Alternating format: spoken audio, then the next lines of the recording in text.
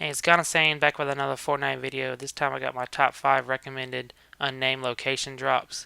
Ranked from worst to best, I feel like all 5 of these locations have good loot and material, and you can drop in, get looted up, and then head into battle. And with a place on this list for every playstyle, whether you like to drop in and get high kills, or drop in, loot up, and just try to get the dub.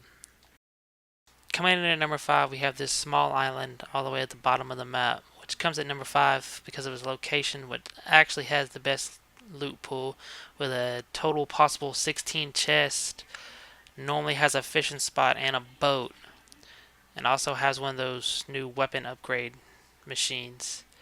It's a good place to drop in for either solo duos or squads because of the amount of loot. It doesn't have the best material, but you could come out here with a decent amount. This location definitely supports a slower playstyle. You have time to loot up and don't have to worry too much about enemies right off the bat.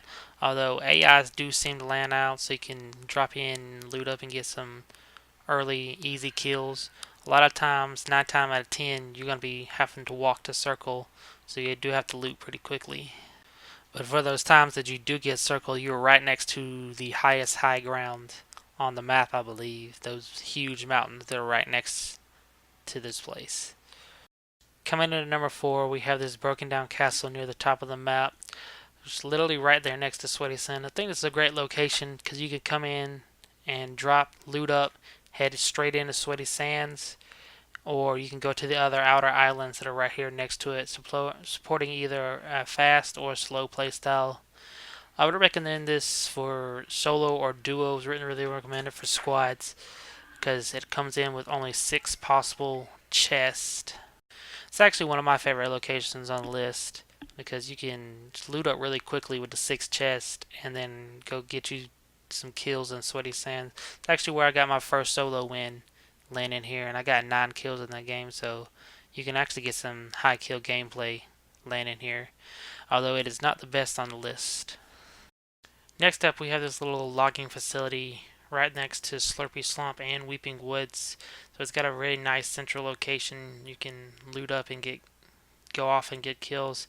But the best place to part this class and why it's on the list is the amount of mats. You can hear a full squad could probably get 999 wood in only a minute or two with all these pallets that you see here. There's pallets everywhere here.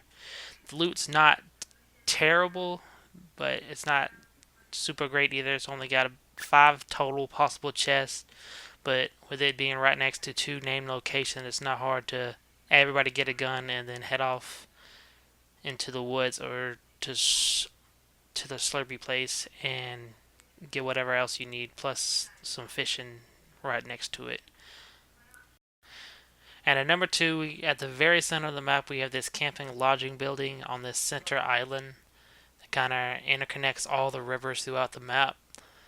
There's plenty of loot and materials here. You can easily stock up for a solo, duo, or squad with up to 10 possible chests, tons of fishing spots, plenty of floor loot, and boats all around the center, and also connects to 3 or 4 different name locations, so you can go wipe out and get some kills.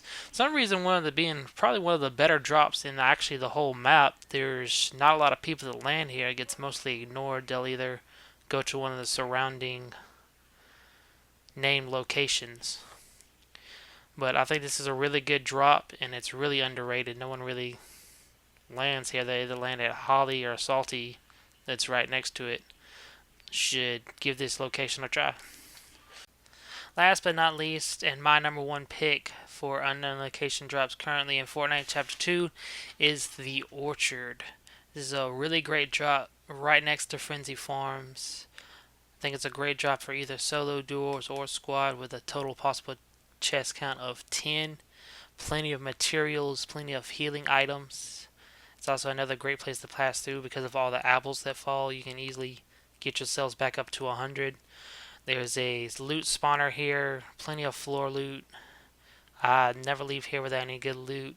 You can loot up and get a couple hundred materials in 1 or 2 minutes and then head on into Frenzy Farm and get you some kills. Or you can stay right here, as normally 8 to 9 times out of 10 you're going to be in circle here. But that's pretty much going to be it for this video, guys. That's my top 5 unnamed locations in Fortnite Chapter 2 right now. If you have any disagreements with me, you think there's some better locations, some of these locations are trapped, leave a comment below. Let me know what you think.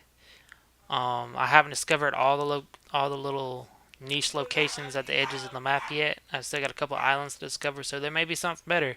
Let me know in the comments below. I love to debate it with you. Leave any comment if you like what you saw here. Like, share, subscribe. I know that's cliched. I'll have my first solo dub of the season coming up here shortly, probably within the next week. I'll have it uploaded. I said, if you don't like or share, just leave a comment. Any comment, tell me I'm trash, I'm a bot, or anything like that. I'm looking for any kind of criticism right now. Just trying to make it and grow my channel. So if you like my comment, please support me in any way you can. Any questions, just leave a comment. And that's going to wrap it up for this one.